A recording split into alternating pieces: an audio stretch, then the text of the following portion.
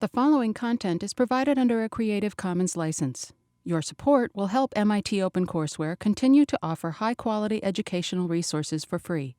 To make a donation or to view additional materials from hundreds of MIT courses, visit MIT OpenCourseWare at ocw.mit.edu. So last time we talked a little bit about Baumol's disease and why it affects products that are not seeing technological change that saves cost and not seeing import substitution that might reduce cost. So they tend to grow at faster than the rate of inflation, and transit is one of those activities. And what happens is the public sector ends up either taking the responsibility to provide those services or subsidizes private parties to provide those services, or the services will die, or there's some combination of the two. The services get cut back, and then some set of services that are viewed as too important to allow to disappear, the government subsidizes for. So, what do you do about it? Yeah? I'm just curious, what are some other things that you consider to be subject to this problem outside of public transportation? Just for like emergency, medical, like fire? Well, certainly fire protection services, police, teaching, education generally, the healthcare. So what's the cost problem in healthcare? No technological change going on in healthcare? Nothing cost reducing. Nothing cost reducing. The sneaky phrase that I put in was cost reducing technology. In healthcare, there's a lot of technology, but it generally increases cost. Once there's a better way to deal with cancer, we all want it for our parents, our kids, ourselves. So technology in healthcare tends to drive costs up. It may be a good thing. It means we're getting more quality, but from a cost point of view, it's cost. Yeah, the cynics think that's a bad thing because you cost more money. Better you should die quickly of some disease than hang around and need more health care. So, it gets at some philosophical questions, but it's just from a pure practical point of view, Baumol's disease is a serious problem. It affects public services, and it particularly affects public transit, which is what we're interested in here. So I don't think we talked about this last time. So what did Baumol say happens with an activity that's afflicted by Baumol's cost disease? To hire the people who perform that activity, they need to, their salary needs to be adjusted to inflation, but you're essentially paying them more and more for producing the same amount. That goes to the musician example, because if you want to hear live music, paying musicians 100, 200 years ago was the same thing. You have to pay them, you had to pay them back then, you have to pay them today, but today they're paying, rent of whatever it is today. Yeah, so what's Baumol's argument about how you could continue to have four-string quartets performed if you choose to? You're going to subsidize them, but what's the economic rationale that he makes? His argument is, assuming there's a productivity improvement in the economy overall, the overall gross domestic product is going up. So you actually could afford to subsidize these activities, music, the arts, healthcare, whatever, and you'd still have a surplus because there's been enough growth. Since it's the technological change that is a factor in the increased wages, then, and here the theory is that in the parts of the economy that are experiencing introduction of cost-saving technologies, labor will be able to get pay increases higher than the rate of inflation because they're in a position to leverage that growing productivity. Are you with me on that? So now the worker in industry A that has productivity improvements gets pay increases beyond the rate of inflation. But if I'm trying to hire bus drivers, the bus driver wants the same pay because he's living in the same metropolitan area, paying the same rent. So the bus driver wants to get the same pay increases that the worker in the more highly productive sector is getting. So embedded within the productivity improvement is a wage increase. Now, there's a presumption there that labor does get a proportionate share of the productivity improvement. Recently, that has not been happening, but for a long time that appeared to be the case when Baumol was writing. So you end up with the technologically advancing sector needing to pay higher wages, the more stagnant sectors needing to pay comparable salaries to attract labor because they're working in the same market, and therefore larger and larger subsidies in those sectors where productivity is not improving, yeah? So a couple questions. One, I guess this assumes full employment. If there wasn't full employment, then you could pay bus drivers less than the more technologically advanced employees. Well, it assumes full employment would be one way to think about it, but if there's not full employment, but the workers are organized, and in transit they're very organized, then they're able to bargain for high wages because they can make the comparison to what other workers make with similar educational background. And even though there are unemployed people there, because the union is able to control the workplace to some degree, even full employment isn't a necessary condition for this problem to occur and to grow. Yeah. So being organized is the necessary condition, or one necessary. Yeah, I would argue being organized is more important than full employment. And is that because, so the way I think about that is because transport is such an essential service? Like, for example, when I lived in London, the tube shut down 15 times for strikes. Mm-hmm. And the government was really resistant to increasing wages and getting into their demands, but eventually they have to, because you're losing $1 billion in the economy or something like that every time you shut down the tube for a day. Yeah. So it's the practical consequence is, labor has a lot of leverage.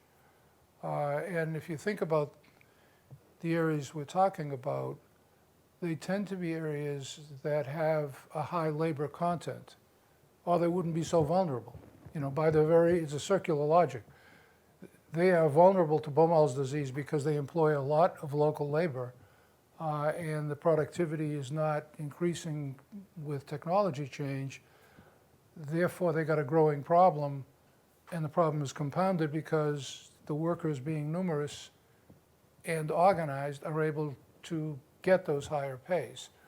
So you're in a bit of a bind. So what do you can simply pay more, but the other consequence of having the government into the subsidy business is that other agendas then accumulate. If Mussolini's in charge, then you have to join the fascist party or you're not allowed to sing. If some you know, if Obama's in charge or some other elected official that you like better than Mussolini, you're still going to get some political exactions attached to subsidy, because the process of getting subsidy through a legislative process gives people leverage. And there's a particular problem. Why might the problem be worse for transit than it is, say, for education? Assume, for the sake of argument, education and transit are similarly dominated by local labor and similarly afflicted with Baumol's disease. Why might the leverage issue be different in the legislative bodies? No, Well, and maybe because the teachers are like, that they are public employees, it'd be more than the bus drivers. Is it because education is compulsory by law and provide that? well, not so much that. It's much more universal. Kids in Springfield need to go to school. You know, kids all over Massachusetts need to go to school. North Adams and Pittsfield don't require the same amount of transit that the Boston metropolitan area does, because we're a congested area, we've got a certain kind of economy. So there's a much higher proportion, much higher dependency on public transportation in a place like London or a place like Boston than there is in a place like North Adams. So when you're going to the legislature saying, I need money to subsidize the MBTA, the legislator from a district that doesn't get much service says, well, what are you going to give me? So, you know, why should I vote for this subsidy so people in Boston can ride, you know, more convenient transit at lower cost? You got to give me something. So the political process imposes conditions on the process of subsidy that exacts a premium on top of what Baumol would have predicted. Baumol's analysis was that it's all about competition for labor, and you're going to be forced to pay the prevailing wage in that metropolitan area in order to attract labor, because there are competing opportunities for workers to work. Let's assume it's full employment, or possibly it's because of the leverage in the workplace of the union. But you're going to have to pay that metropolitan area competitive wage. But what Baumol isn't calculating is that the very process of getting subsidy out of the political process imposes these extra costs. So this is all me rambling theory. So a couple of years, Pure-hearted politicians. yeah, even with good politicians that are really trying to do the right thing, they want to support transit. They have to convince voters in other parts of the state that don't have much transit to put money into it. They've got to, you know, do something different. I mean, in Massachusetts for a long time, what Western Mass was getting out of the state government was the University of Massachusetts payroll, because UMass was located out in Amherst. There were jobs. It was a very important part of an economy that's not very robust. There were heavy subsidies to higher public education. Eastern Mass, in an earlier period, was much more dominated by private universities. Now there's a UMass Boston, but in an earlier period, it was really all concentrated out there. So the rough trade was, okay, you got the T, I got UMass. But there is some price attached by the political process to providing subsidy, because and the more unevenly spread the service is, the higher that price is going to be. That's me making up theory and asking you to believe it. So a couple of years ago, a couple of times in the past few decades, I've been lucky enough to have a lot of very smart students doing their master's degrees, so I've inflicted Baumol's disease on a couple of them. So Hazem, I'm going to mangle his name, Zuriket, have you guys read his work at all? Okay, he's a brilliant guy from Jordan. very interesting fellow. He did a really nice piece on Baumol's disease, and somewhat theoretical piece, and showed, yeah, it looks like transit really has it. Then a couple of years ago, there was another student named Javier. I think some of you knew Javier. So he did an analysis where he looked at a large data set. I think he looked at something like 700 transit agencies, and he was just looking at bus services in the United States. And he found that the MBTA has Baumol's disease, number one. Number two, every bus provider in the United States has Baumol's disease. It's not unique to the T. We think the T is worse. It's actually not. It's a problem everywhere. Number three, there is a premium above what Baumol would have predicted.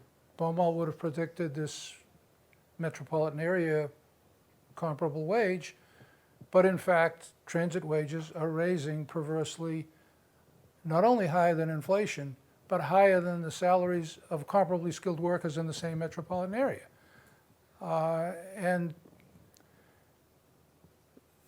the only explanation I could figure out is the leverage of the legislative process. So you got two kinds of leverage: the leverage of the workers in the union bargaining position, but then you got the leverage of other legislators who insist on some additional price to be paid. But you've got labor also commanding power in the legislative process.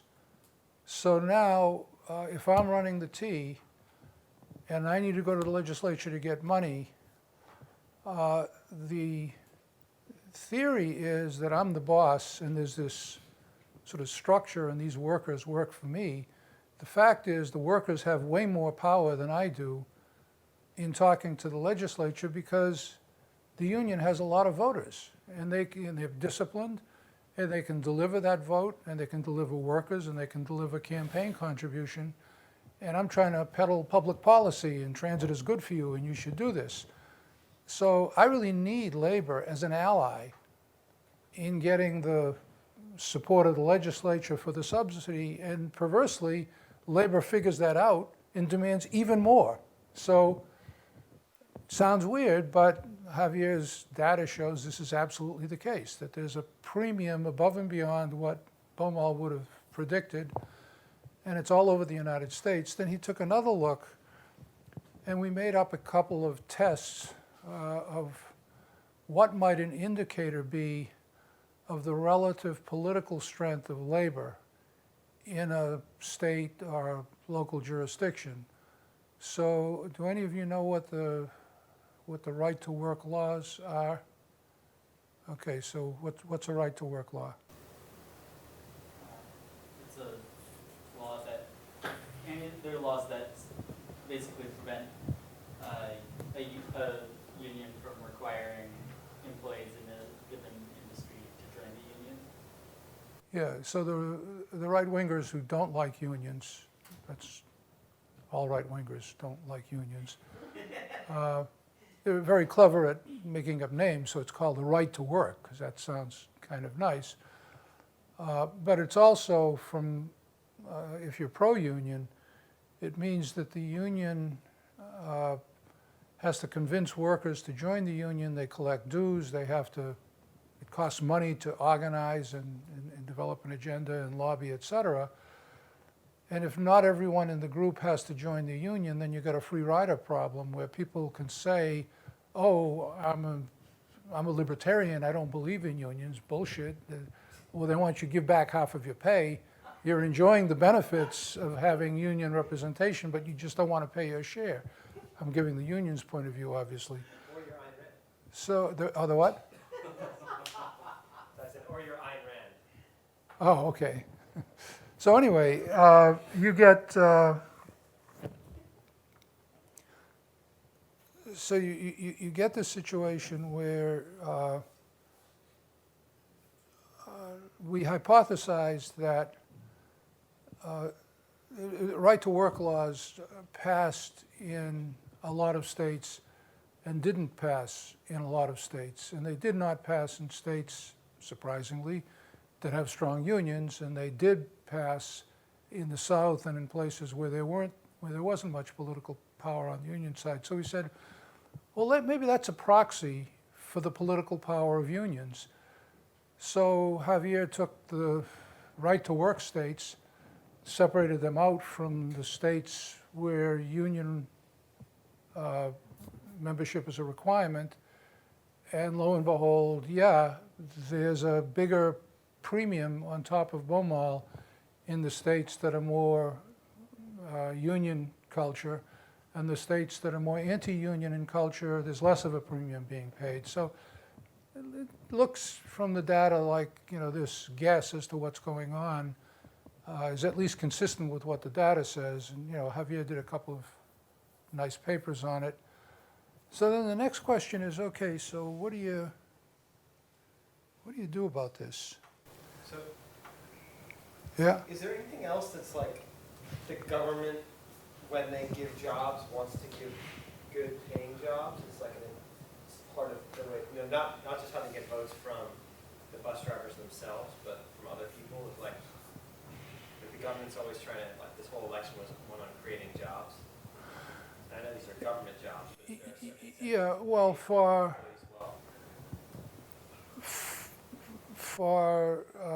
politicians who get their votes from workers, there's more of a desire to be a good employer. But it's actually inconvenient to have a subset of workers who are largely financed through subsidy, making higher wages and with better health care and pension benefits than other workers who are paying the taxes. So it actually creates a division within the workers that, why the hell is this guy getting more than me? And I'm paying his salary, and so it's not particularly convenient, even for a somewhat left-wing politician, to want to pay higher pays, other than the fact that, especially if they're from a district that has a lot of bus drivers, then they want to take care of that constituency. So there's the kind of client-based politics that drives some politicians in that direction, but a sort of general left-leaning attitude wouldn't particularly argue to pay transit workers higher than teachers. But transit workers make more money than teachers. So I mean, it's a pretty weird situation, and you keep peeling away the onion saying, what's really going on here?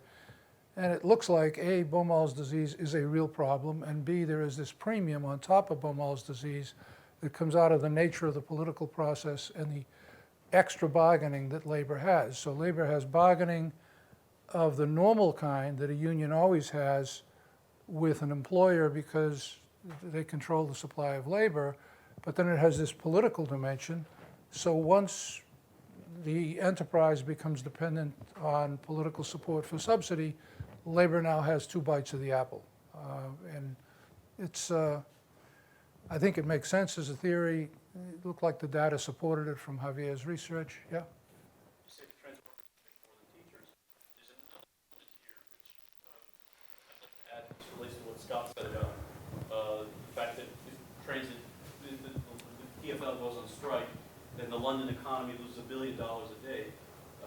When transit agencies, when their labor goes on strike, the economic pain that they create is immediate. Versus teachers, if our kids aren't being educated, then the impact will be seen only 10 or 20 years down the line. Yeah. So and with transit, the economic pain is They have more strike it's not, it's leverage, it's immediate Yeah. No, you're right. impact. That's what the unions exist for. Yeah. Well, that's why Right. there's a thing that transit workers go on strike in the winter. You don't go on strike in the summer when people can walk to work and stay. So you go on strike in the winter when the weather sites. The same reason the garbage men go on strike in the summer, because if they go on strike in the winter, the garbage piles up and it freezes and no one smells it. If they go on strike in the summer, they use that kind of leverage. It's the same kind of leverage. It has more of an immediate effect. Yeah. So Xinhua Zhao was also advising Javier on his thesis and on the papers that he wrote on this. So Genois said, well, let's take a look at whether, I mean, one way to try to counter Baumol's disease would be to become more productive. After all, this disease comes because of a lack of productivity growth. Shouldn't we look at improving productivity first? Is transit performing at the efficiency frontier in the way they're employing their resources? So a bunch of more analysis is done, and of course, transit isn't operating anywhere near its efficiency. So it's a question. It's important to look at it.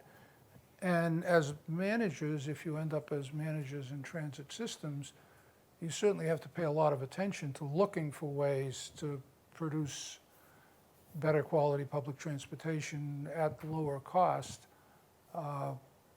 I believe that it's more fruitful to look to get better quality for similar costs. The current management of the T thinks that it's a victory to give you the same crappy service, but spend less money doing it. I don't think that's all that good. The objective is not to reduce costs. The objective is to improve what you're offering people, I think. If you want your product to be prized and still around in 10 years, as opposed to just being a temporary Band-Aid. But there are different philosophies of management. But in either case, whether you're looking at a cost reduction type of strategy or whether you're looking at a value maximization, productivity and efficiency are important things to look to. So that's one kind of thing you should be involved in all the time.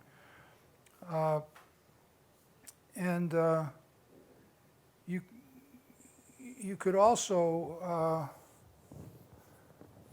think about what are the external factors that might lead transit to become more valuable over time, even if you're not being particularly more efficient in the way you're delivering it. So if the metropolitan area is growing, and if transit is also growing, then the cost per rider or the subsidy per rider should go down because you got less empty seats. That's the nice version. You got more crowded buses, the not so nice version, but you can get more service if you don't look too hard at the quality of that service at lower cost as the system gets more and more customers. So growth in passengers is certainly benign. Now, too much of a good thing is a bad thing. You know, you get the kind of crowding you're studying in Chicago. You know, that doesn't seem quite efficient when people can't get on and are being left behind and everything else. But from the point of view of the green eye shade guys that are just looking at the numbers, the more people you cram onto the vehicles, you know, that's dampening down the subsidy a bit. So even with no particular management effort or skill, if the region happens to be growing and if transit ridership happens to be growing, then the value of the transit is growing. And that can offset the Baumol's problem to some degree. And if you think of what the competing mode is, if the area is growing and the jobs are growing and the congestion on the roadways are growing, conditions that certainly apply here and in Chicago, then the societal value of the transit is higher, both for the riders, because their alternative choice is to be in the congestion, and for the drivers who don't use transit, who are in the congested conditions, who are happy to have some people out of their way. So through no virtue of the transit manager, if the region's growing and ridership is growing, that can help offset the Baumol's disease, both in the practical sense of getting more revenue and in the theoretical sense that the value of the transit collective product is actually going up through no virtue of your own. So London, while I was there, was growing about 100,000 people a year. I'm just wondering whether, like, when that's happening, when they're not opening any new tube lines, essentially, there's one big line coming in soon, but they're not opening any new lines, so everything's getting more and more crowded. It's actually hard to get on. Mm-hmm. There are, like, almost there's a way to, like, and it's not politically, very good, but a way to raise prices, especially during peaks and things like that, to actually allow people to get on. And then you'd almost have like a reverse Baumol disease because the value has gotten so high, and the alternatives are like and then a tube ride. Yeah, so it would have to be pretty extreme to actually totally offset the Baumol problem, but it's certainly an offset. And that's, now none of you guys are going to rat me out, are you? This thing's being taped, isn't it? We can make edits. You can be frank, and then we can. Well, we've got our visitors from TfL coming tomorrow, and they're great people, and it's a very competent organization, and they're very proud of themselves for running a good service, and they, in fact, for a long time were able to persuade two different mayors, one the labor mayor, Red Ken Livingston, the Trotskyite, and then the right-wing conservative mayor, Boris. And they were able to convince the Trotskyite as well as the conservative that it was okay to increase transit fares by the rate of inflation plus 1%. That's pretty steep, especially for a labor kind of mayor. The current mayor is a socialist and is not into seeing that continue, and I don't blame him. But TfL was really happy that they had this strategy. And of course they argued that, well, we're providing better service, so people should pay for that better service, and to some degree that's true. And their numbers were looking very good. But it turned out that the population of London had grown in the previous 5 years more than anyone knew. So there was a secret assist to the numbers coming out of the fact that the population had just grown, along with a growing economy. And not to take anything away from a very competent bunch of people running TfL, they were in the right place at the right time. You born on third base and think you hit a triple. Here we are. You're in London with this terrific system, and the economy is growing, and it's kind of going up. Now, it's a little unfair because they are very competent, and they're doing a good job, and they work hard at it. But a lot of it is just luck of being in the right place at the right time. So there's an external extra benefit to transit that can help offset Baumol's disease in those cities that are growing. So what do you do in a city that's not growing? What do you do in North Adams? What do you do when General Electric pulls out of Pittsfield, yanking 5,000 jobs with them?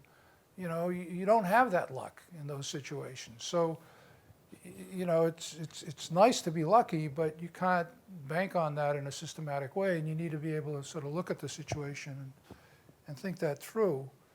Now, another place you might get funding support, and this is very hard to do, and they successfully did this to some degree in London, is you try to secure funding support, at least political support, from those growth constituencies. So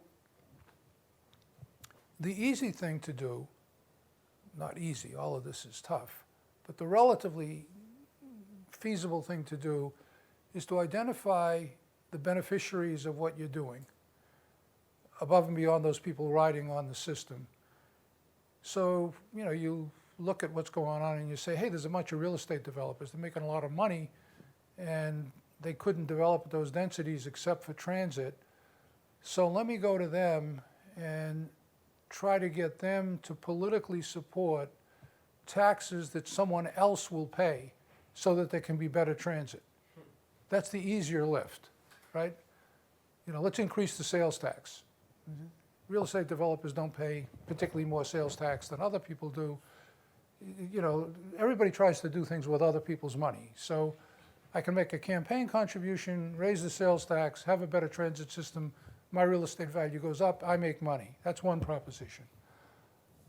That doesn't happen automatically. It's hard to do, but it's doable. A more significant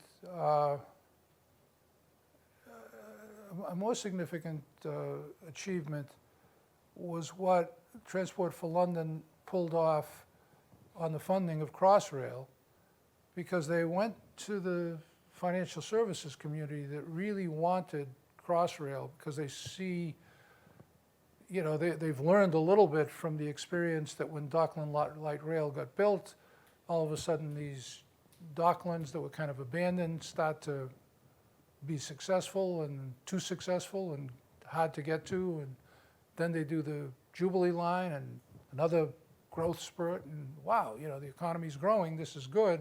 Now let's do Crossrail. We're going to really get a massive amount of additional crosstown capacity, very large investment. It's 2 big digs. It's like, if we use the big dig as a unit of measurement, it's about 25 billion, I think it's 25 billion pounds. Does that sound right? I just know it's a hell of a lot. It's a big, big dig.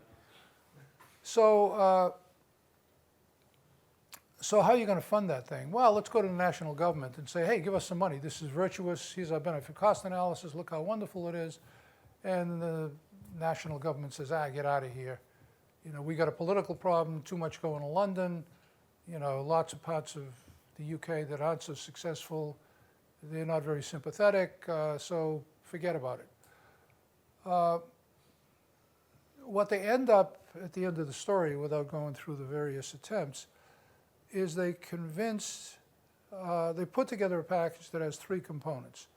One, they pledged to defray 1/3 of the cost of Crossrail by continually increasing transit revenues.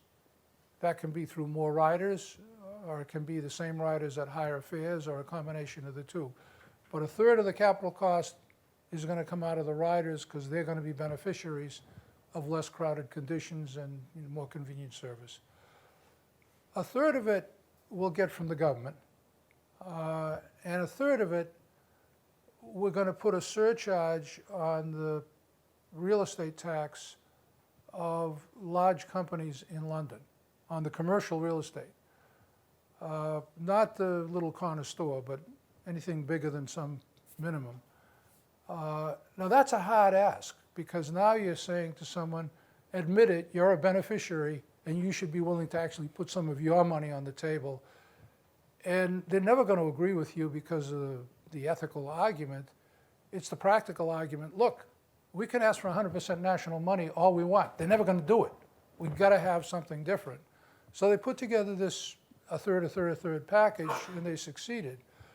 Now, the national government is the most fraudulent of the 3 parties, because if you think of and this was true with the alleged Labor government, and even more true with the Conservatives, what's the marginal rate of income taxation in the UK right now?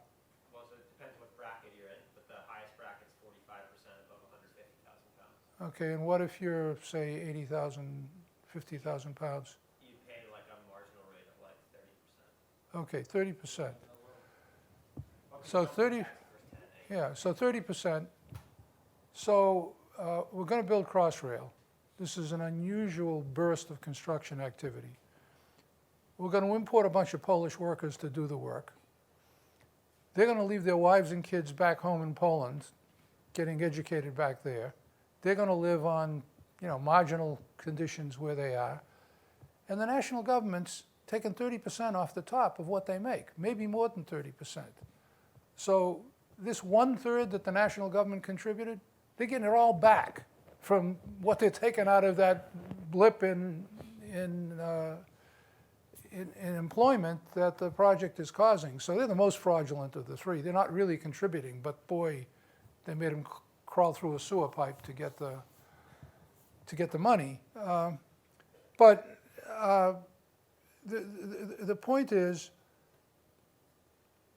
you need to identify who the beneficiaries are, And at the very least, you need to enlist their support to get someone else to pay taxes. And you may not get away with that. So you may have to do something to make the constituency that benefits put some of their own money on the table. Now, the analog on that in Boston would be, it's very nice to get federal and state money to upgrade transit services, but that state money is coming out of parts of the state that are much less affluent.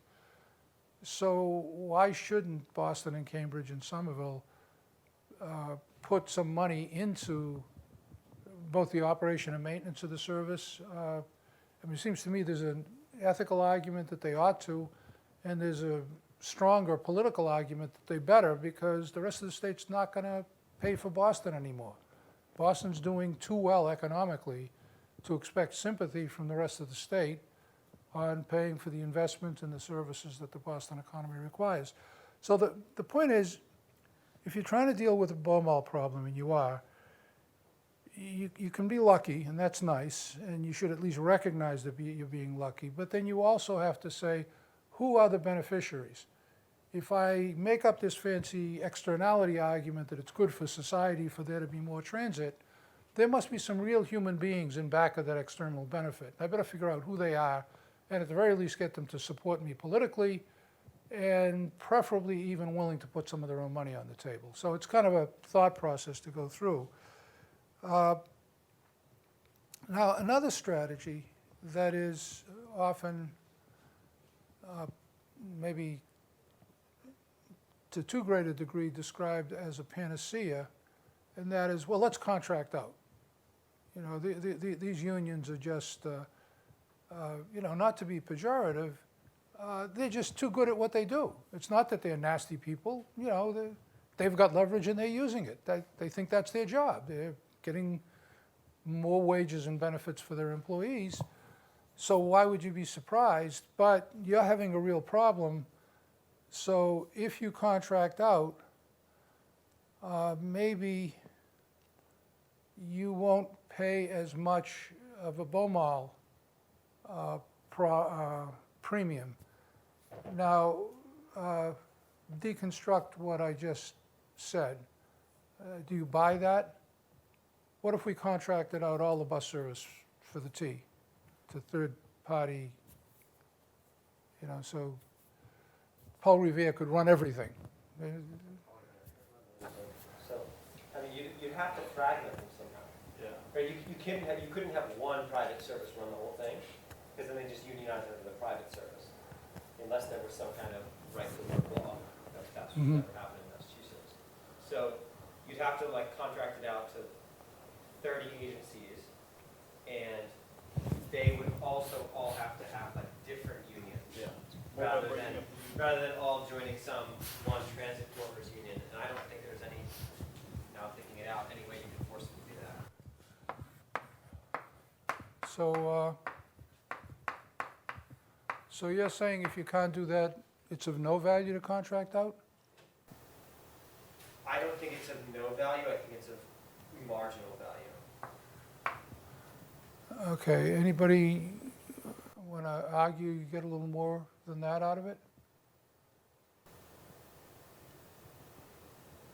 Harry? I think I know where you're going, so hopefully this is what it is, but then you can sort of, by contracting some of it out, you can have a check on the power of the unions, and sort of what you're saying is that you can have sort of two systems that keep each other sort of in line, and if you went with one system that might. Yeah, I guess the problem with unions is they're often not necessarily based on the company you work for. They're often based on a type of trade. So you could end up having two companies that run bus services, but actually they all just join the bus workers union. And it's quite possible that in the short term, you might have more competition, but in the longer term, they would basically glued to private wages. So It's is a legal pollution. this competition you're trying to get, is this all competition among rival workers? No, Uh, between companies that run clusters of lines. Yeah, the companies are going to make profit on this, so it's not just the employees, it's also the private companies. But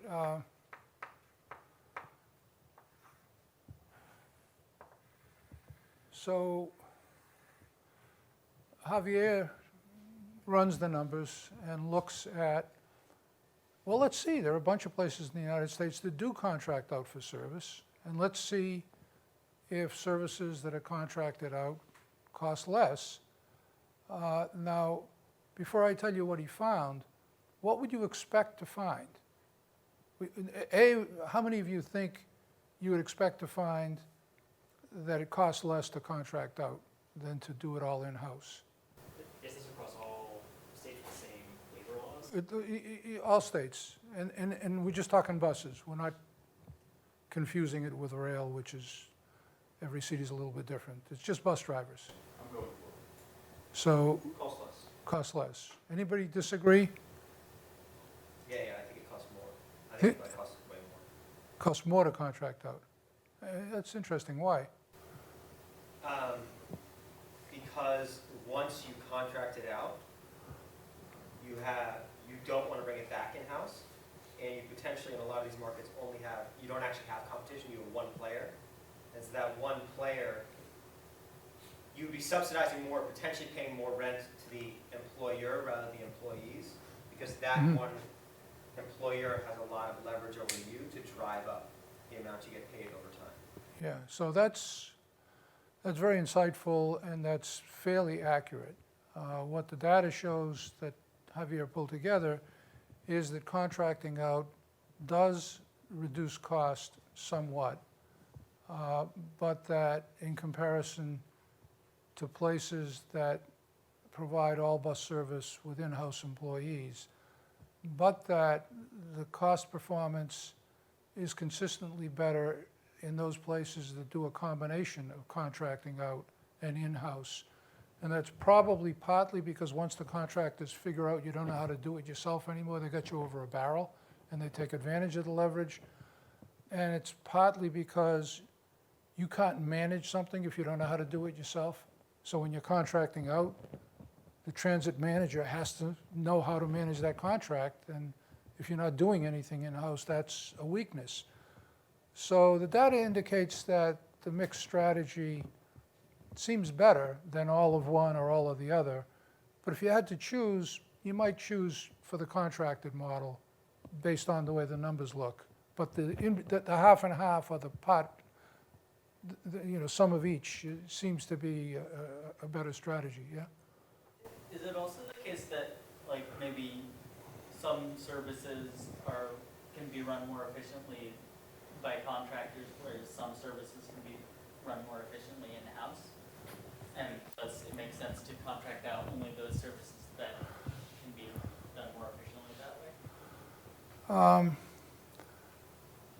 way? It's possible, but I don't think so. I mean, an unscrupulous manager or a set of unscrupulous employees could, for example, look at a bus route that is not very full, but there's a policy headway that says, well, even if the bus isn't full, we should not provide less than a bus every 15-minute, in this corridor.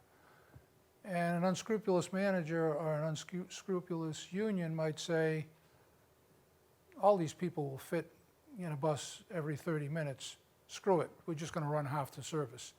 And if they don't get caught, they'll pocket the money if it's a contractor. And if it's the workers, they'll just play cards and not run half the routes. In Puerto Rico, when we were doing work there, the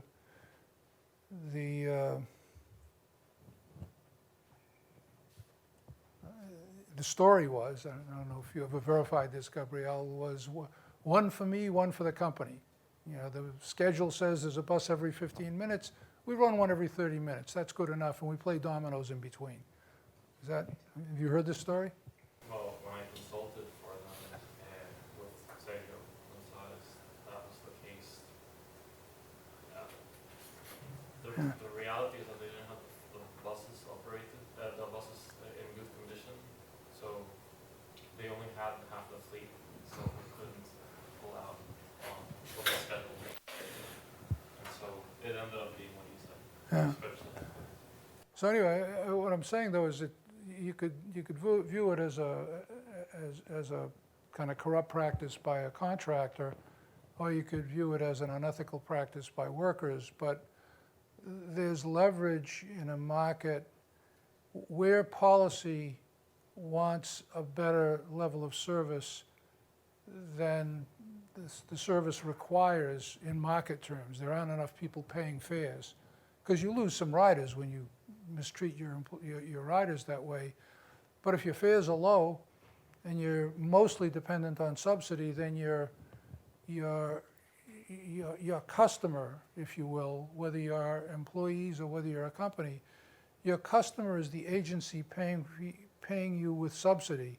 Your customer is not the rider who's paying a fare to get a service. So you've changed the dynamic of who your institution is trying to please in its behavior. And workers aren't particularly better than companies in exploiting situations like that. It happens both ways. So the theory is that you won't get the benefits unless there is competition among different companies if you go to private contracting. Even if you only do partial contracting, you look at the data and say, well, I'm not going to make that mistake, I'm going to do some. You still would like to have multiple companies.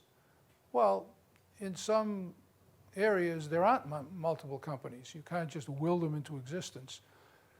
And if your objective in the competition is to minimize the amount you're paying in subsidy, you may make this such a marginal business that it's quite unattractive for people to come into it. So if you've got a strategy to control Baumol's disease based on contracting out, you can't be excessively cost conscious, or you will destroy the incentive for people to be part of it. So you got to think about why you're doing it. Now, if you're doing it to improve the quality of the service and to provide more service, then you may be able to have a growing business opportunity so that more companies will want to come into the area because it looks like a good place to do business. But if it's a kind of stable, 10 years from now is the same number of riders as today, it's a pretty dead-end business. So you're not going to really get, top managers trying to provide better service for less money, either in the public sector or when you contract out. But there's a more fundamental theoretical thing, and I'm going on too long about Baumol. But what's the maximum you would expect to get out of a strategy of contracting out and getting competition? Would you totally offset the Baumol's disease? Just delay it. So why are you saying no, Leo? Because, like you mentioned outside, people the segments that they can take advantage of. That's the way I feel, at least. That eventually you lose a lot of the fight between the two parties because they realize that they don't win. Yeah, there's some of that, but there's a more fundamental issue. The theory that Baumol put forward is that in order to attract labor, you're going to have to pay the prevailing wage in the metropolitan area, and therefore you are stuck with costs that grow faster than the rate of inflation. You can have all the competition in the world. It's not going to change the prevailing wage in a Baumol disease industry. You are going to have to pay the Baumol premium that Baumol identified. What you may escape is the premium on top of Baumol that Javier identified, which is coming out of the political leverage as opposed to the workplace leverage that unions and contractors have in the legislature on affecting the. So you shouldn't theoretically expect, no matter how skillful you are with contracting out, no matter how much competition you get, you will still need to pay something like the prevailing wage or you won't have workers. If you pay too little, you'll get workers with very bad habits who don't show up on Monday because they went drinking over the weekend, and you start providing a lousy service. So you are stuck with the problem that Baumol identified. What you may reduce is the premium on top of that comes from the political complication of the political power of labor and companies in the legislative process that is providing the subsidy, which is essential to deal with the first practical question for Baumol's disease industry is, where are you going to get the money? You need the subsidy. And then the process for getting it has these other complications, yeah? Okay, so basically what you're saying is the government would still have to pay the subsidy to the contractor to induce them to participate in the market. Yeah. Because basically, the private companies aren't subject to Baumol's disease because they just wouldn't take the contractor to do the business unless the government pays them Right. enough to counteract Baumol's disease. Right. So even if there's lots of competition and there are 10 different companies, they're not going to bid below what it's going to cost them to offer the service. They're going to have to pay the prevailing wage. So don't be surprised over a decade when you see that that's gone up faster than the rate of inflation. If you should define success as being if you can maintain that growth at or below the rate of inflation in the prevailing wage, then you're doing something right. Now, if simultaneously the region is growing, so are these external benefits, and you're able to actually charge more for the service, as they have been at Transport for London, then you may actually begin to offset even that part of the problem that Baumol identified. But the point is that contracting out is an interesting strategy, but it's not a panacea. It's unlikely to get you below the Baumol threshold, so to speak, but it may get you, it may help you reduce this premium that you'd otherwise be condemned to pay. Okay, so this diagram is just a way of saying once you're running a business subsidized, your organization chart is really complicated.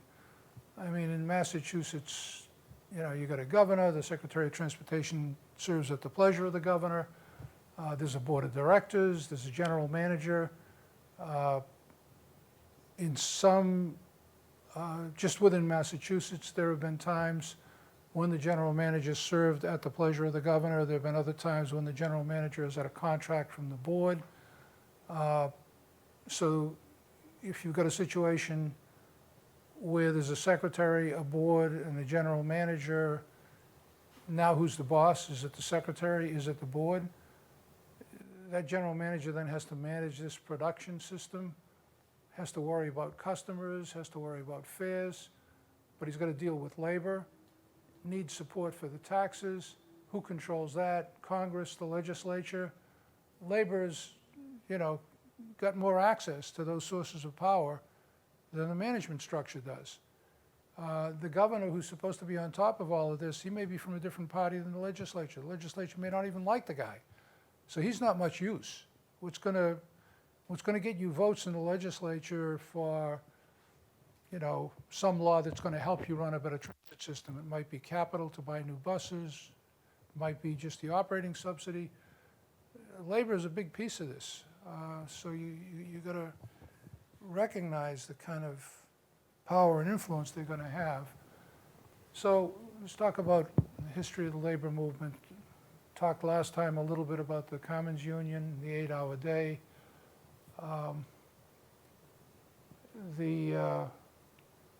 What's the story with immigrants and labor? Are we all holding hands, singing Solidarity Forever, American born, immigrants all loving each other? Immigrants always get the scraps of work. Yeah, the immigrants are the last ones in, so whoever is the earlier group tends to dominate the jobs, tends to dominate the management structure, tends to dominate the power positions within the union. So there's not this, there's not real solidarity within the union. You got factions within the union, and the newest immigrants are usually underrepresented, sometimes dramatically so, by the union. We had a situation at the T where through a fluke, we were able to hire part-time workers. This piece of legislation went through. And the pay scale for the part-time workers was outrageously low and did not include healthcare benefits. Well, I was really offended. I said, we're a public agency. We're treating these people horribly. And we don't want them to hate us. I would hate us if I had to work these hours without a decent pay and without health care benefits. Let's at least pay health care benefits. The union says, nope, you can't do that. You can't confer a benefit except through the bargaining process. Oh, well, surely you agree that your dues-paying members should have health care benefits. Nope, we don't care. You're taking their dues. You're supposed to represent them. Nope. You're going to have to give us something if you want us to allow you to pay benefits to those part-time employees. Now, I mean, you'd like to strangle them, but you know there are rules to bargaining, and so you're stuck with situations that are all about leverage and very little about public policy. And your first expectation about how people will behave is very often not the case. There are these sort of perverse incentives, and the first preoccupation on the union side is usually to get reelected. And the more democratic the union, do you think democratic unions are better than autocratic unions? How many people vote for democratic unions? So, can you explain the difference? A democratic union is one where there are elections every couple of years, and often the president of the union loses and a new president comes in, and there's a real give and take and debate.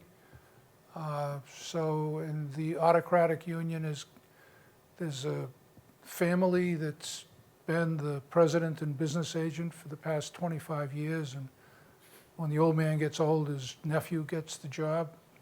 I mean, so you got both kinds of unions around here. Which one do you think is preferable?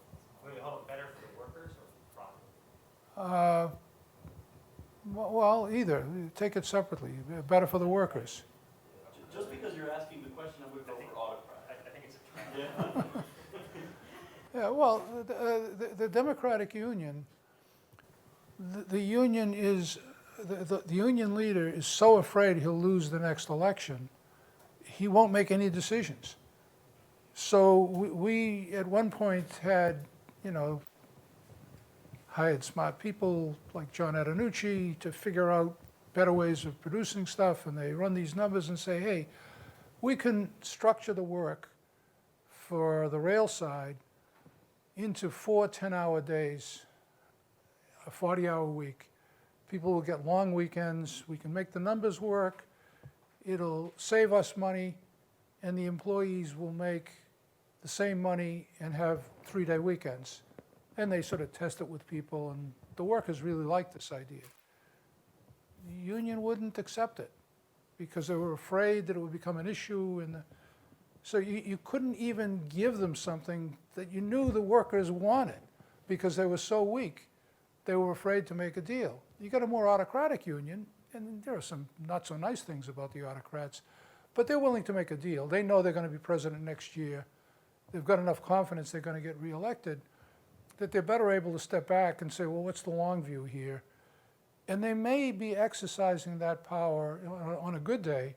They're exercising that power on behalf of the workers, but they're not so hypersensitive to a faction that, you know, that they're unwilling to make a deal. In the dynamic of the union is just like any other organization.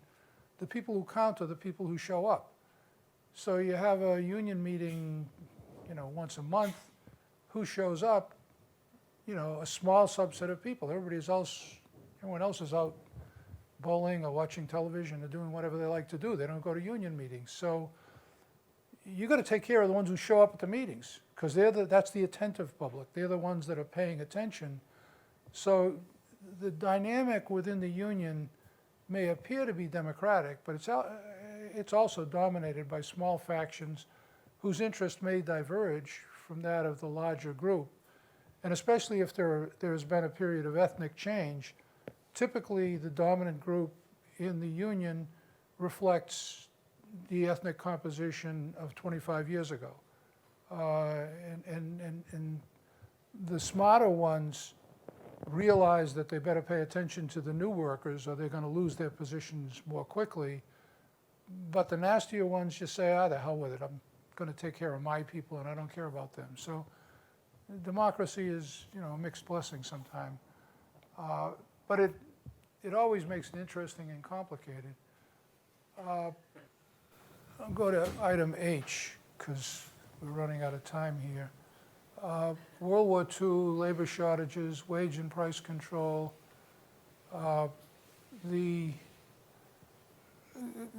any of you know the story of the World War II wage and price controls? What was going on then? Wages were frozen.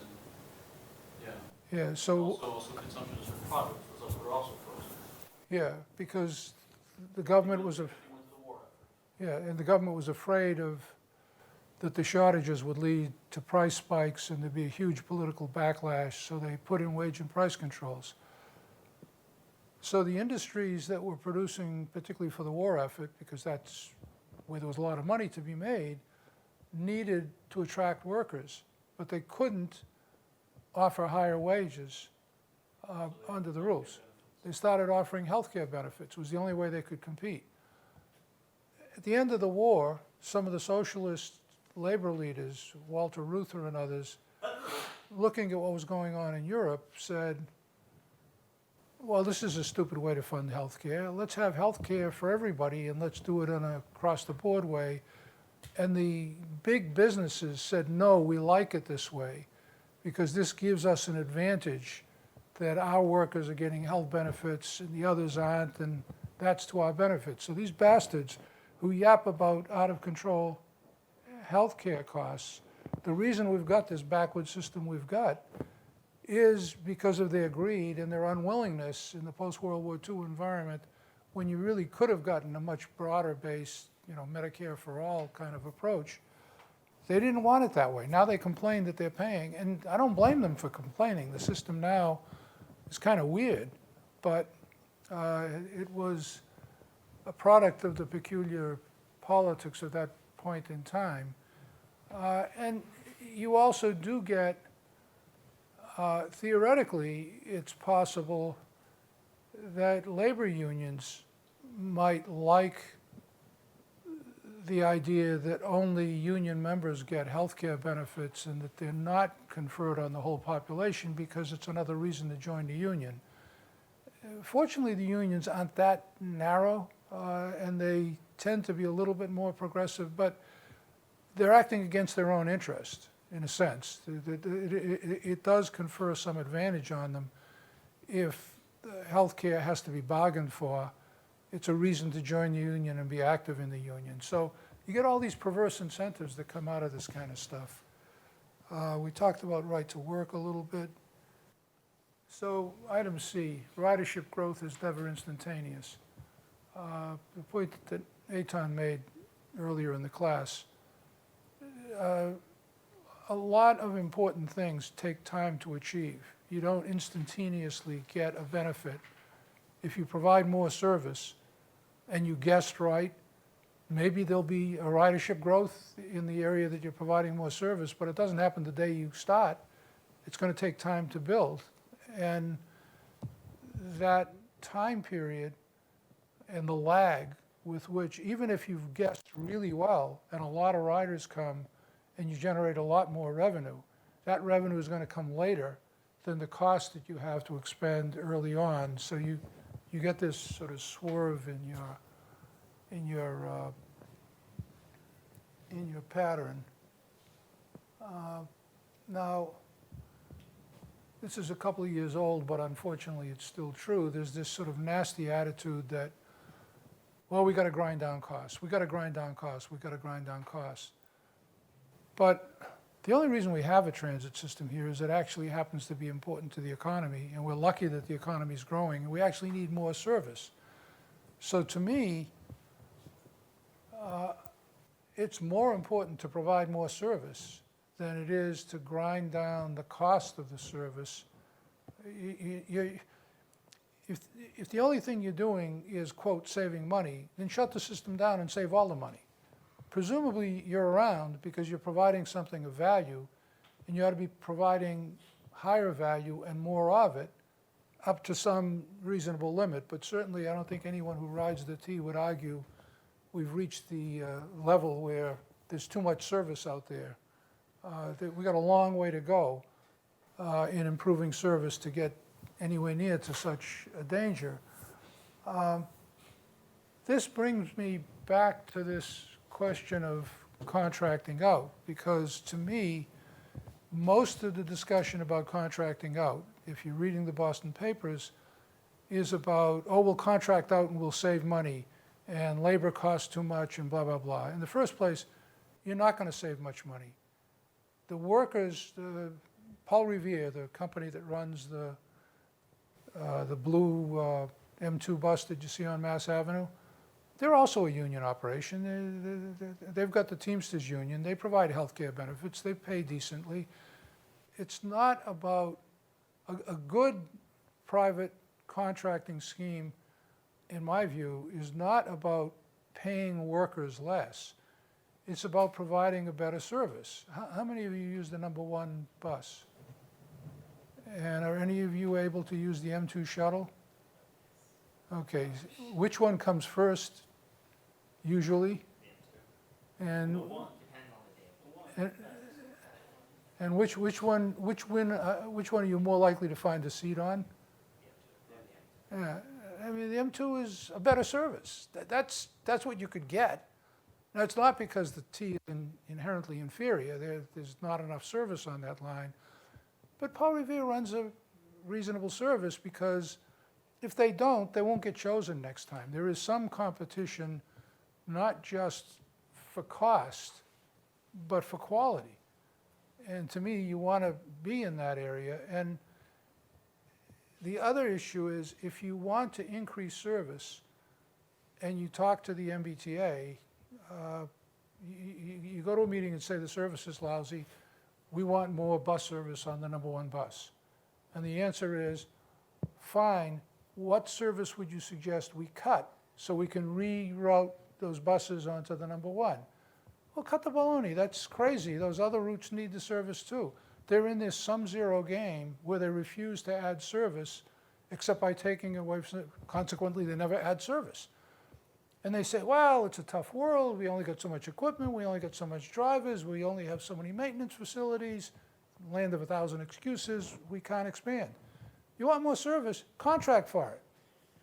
Put some money on the table. Have a bid. Work and get some competition so it isn't just Paul Revere. You'll get more service a hell of a lot faster than you will ever get it out of the public sector machine. So I think there's a pro-rider argument for contracting out that I believe is quite valid, but no one makes that. You have this contest between the anti-cost, grind down workers, it's a victory if we pay people less,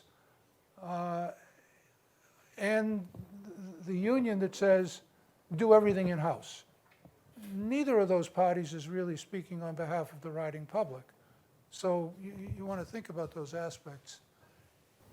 Usually people talk about the union relationship as bargaining for, the union wants higher wages, management wants lower wages, et cetera, et cetera.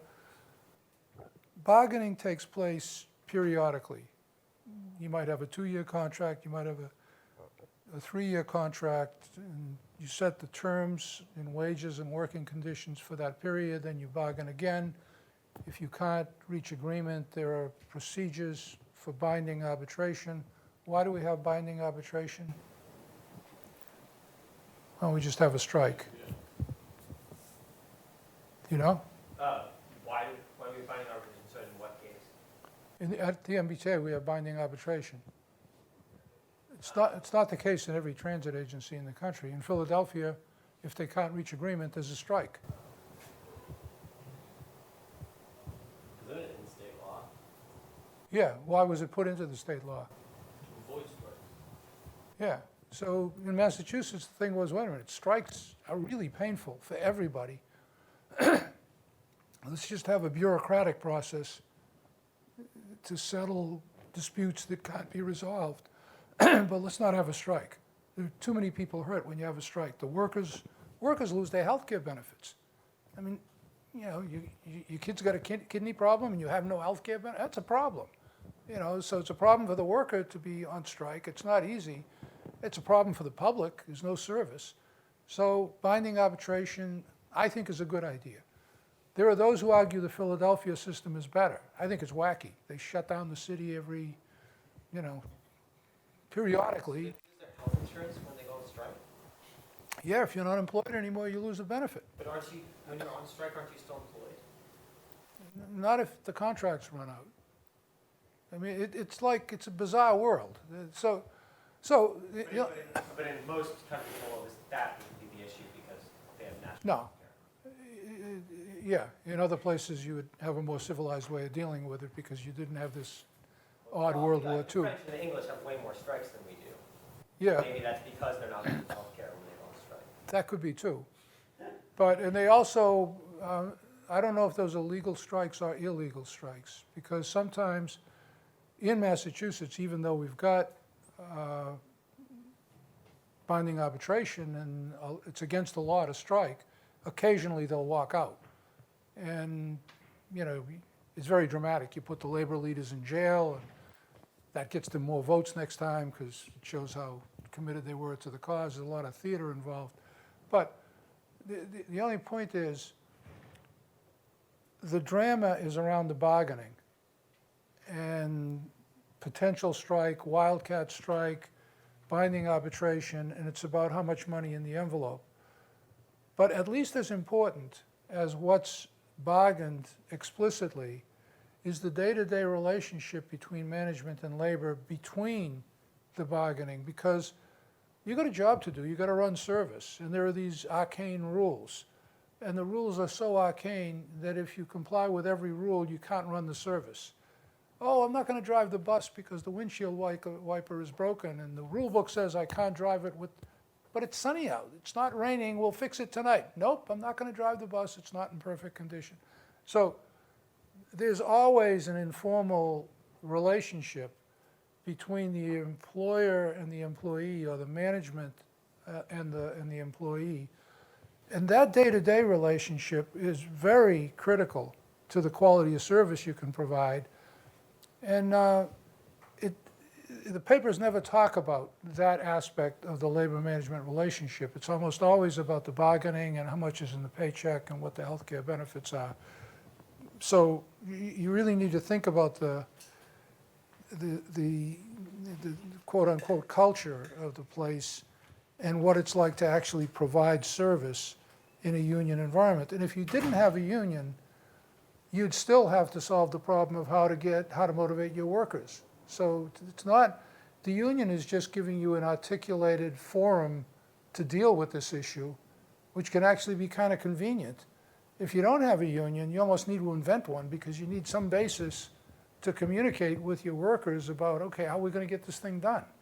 So if you shift your focus from the paycheck bargaining aspect to the management of the production of the work, I think you'll be looking at the more important problem. And I'm out of time in 2 minutes, so let's see if there's anything else in here. Here, how many of you have seen this? Okay, so what is it? They're trying to do a few things, trying to get a increase state income tax by a little bit, particularly on the rich. And they're trying to, and then they're trying to get some more money out in what the state provides in transit, education, and healthcare, or in this case, in transit. Yeah, so they're putting a lot of energy into this, and it's a direct, the union has gained, in my view, a lot of leverage because the management at the MBTA has been so into, we're going to privatize this to save money, we can do it cheaper by contracting it out. They never talk about we can improve service by contracting it out. So they've totally, in my view, blown it because all they're doing is saying we can do it cheaper if we contract out. And they've left the playing field open to labor to pose as the champion of the riders and say, oh, we are friendly transit providers, give us more money and you can have better service, never dealing with the fact that the service production at the T is pretty bad. And the Paul Revere private companies do a better job. They're closer to that efficiency frontier that Genois was talking about, of getting as much quality service as you can out of a given resource base. It's always possible to get less than you paid for. It's rare that you can get more than you paid for. That discussion never happens, that there's a reason for contracting out because we can grow faster, we can provide better service. So the playing field has been left totally open to labor, who says management doesn't care about you. They don't care how crowded your bus is. They don't care how lousy the service is. You know, they're just into being mean to labor. I mean, that's basically, I think it's a really dumb strategy by the current management at the T. That's a very objective statement. And it's a minute late, so sorry to go on too long, and thanks for being here.